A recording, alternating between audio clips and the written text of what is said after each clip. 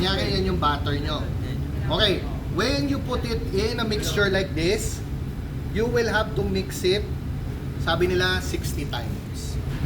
Ganyan. Why 60 times? Habang ginaganon nyo, ina-absorb ng moisture yung flour. So, nagiging fluffy siya. So, 60 times na ganyan. No kidding. Sa bago kong project, fried chicken, bibili kayo ha? Okay. So, 60 times sila, ganyan nila. Sa McDonald's, if you nakapagtrabaho na kayo sa McDonald's, si Chef Ana nakapag-fast food na rin yan, they dip it in water din. Cold water. Cold water, tapos ibabalik nila na gano'n. So, para, yes, para yung crispy. Ang nagpapa-crispy sa chicken ng Jollibee, McDonald's, and everything, hindi yung skin. It's the batter. Ano siya? Okay? Protein, So, water, pag dumikit yung batter sa skin, then, magiging crispy siya. So, kung mapapansin nyo, di ba? Okay, so, ganyan.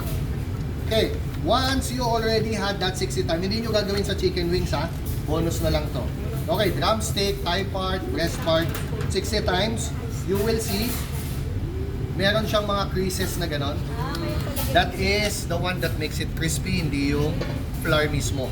You need to have that creases. Yung mga ganyan, no? Yung dumidikit na yan, yan yung kailangan nyo na achieve.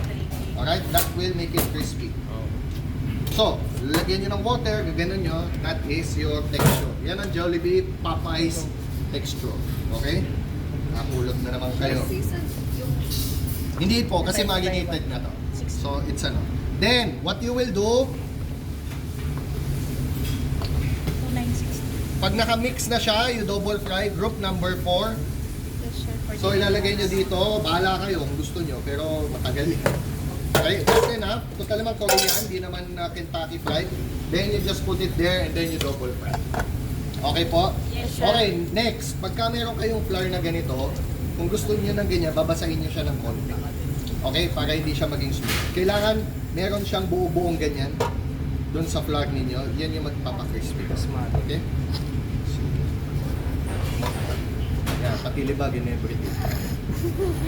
Kaya masarap. Good job. Okay, that's group number 4.